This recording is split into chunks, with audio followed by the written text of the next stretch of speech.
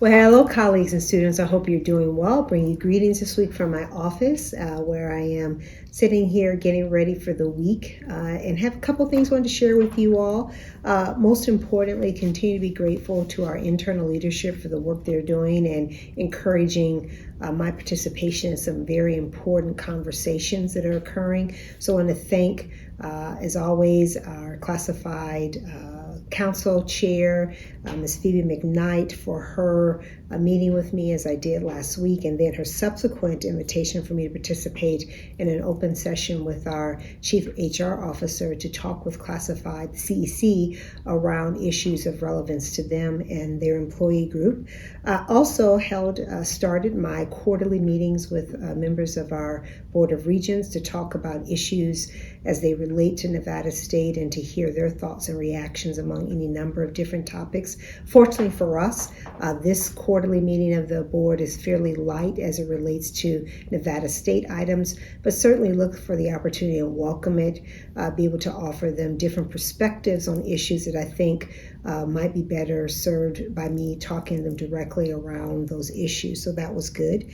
You did see that our Board of Regents held their special meeting this past Friday, where they took up a number of issues. Very happy and grateful to the Board of Regents for ranking our academic village as the second project on the capital improvement funding list, second only to a number of projects as they will be broadly defined of making sure that we keep our house in shape. So we're very happy about the work we're doing in this space and grateful to our regions for seeing that. We also had a robust conversation, or at least the regions did, and they asked different participation from members of the college community as it relates to the presidents as well as some of our governance leaders as it relates to the current mandate regarding employee vaccinations. Very clear that they are being charged as a result of the current language in the policy to revisit this issue. And they have two options that they were initially discussing. One, removing the mandate option for new employees coming into the organization, or secondly, maybe removing that for other specialized populations but maintaining it. A robust feedback that was offered, and very grateful that they encouraged and asked the presidents for our perspective on that.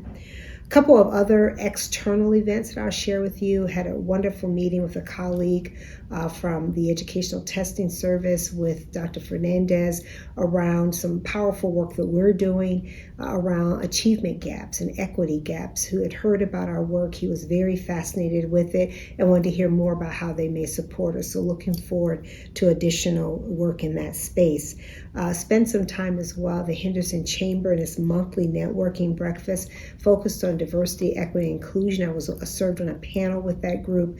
I always think some of the most important conversations around these types of issues happen in spaces that are not like the ones we're in. So those of us in an academic institution tend to have conversations about DEI with other academicians and other folks in our space. But to go and to have this conversation with our business leaders and our local community, I was particularly gratified by that because it spoke to, I think, the universality, but also the nuances of some of these issues. Spent some time as well, our follow-up meeting regarding our MG52 and looking very thoughtfully around how do we expand that partnership and look at ways in which we continue to develop our campus.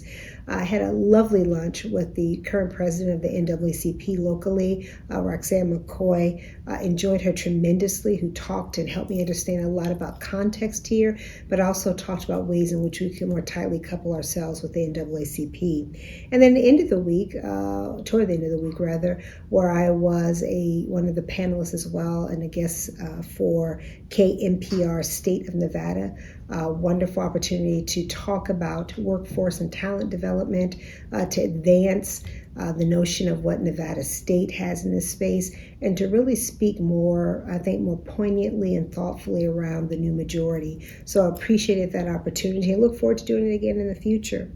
I think as we look around, and several of us have been talking about this offline, that it's easy to become complacent about certain types of issues because it may not touch us directly, or we may think we're past that.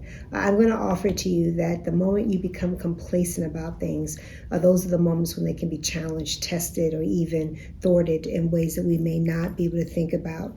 We know that many social justice issues in this country, they don't require just the uprise in the moment, but they require vigilance. They require determination to stay focused on them. So I'm hopeful that you are doing that as we move into this space, this ethos, this culture of Nevada State. I hope that you take it with you into different spaces, but that we also continue to fight to protect that. One of the ways that I think that I would do is in my ask for you this month.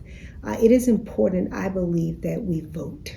And I'm not telling you who to vote for, what party that you should register for, but that you exercise your democratic right to vote in this country. Again, complacency often happens in this. And I encourage you to make a plan to vote.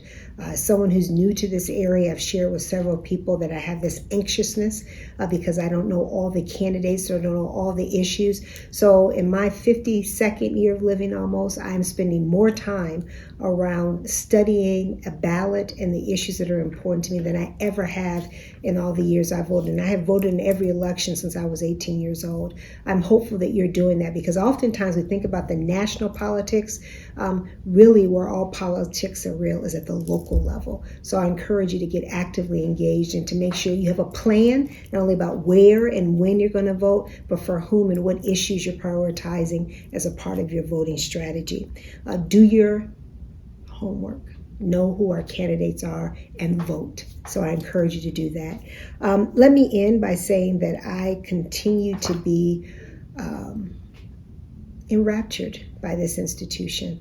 The conversations I get to have that are just in the hallway or down the stairwell or in the parking lot, as well as the ones I have in meetings with our colleagues as we think about our promise and commitment to this community. I continue to be grateful for that. I hope that you are grateful in the midst of all the things that are happening around us right now. I feel so good knowing that we work at an institution, we attend an institution that has the mission that Nevada State has, serving the students that we have with the mission and purpose that we have. With that in mind, I hope that each of you take care, and I'll see you next week. Take care and be well.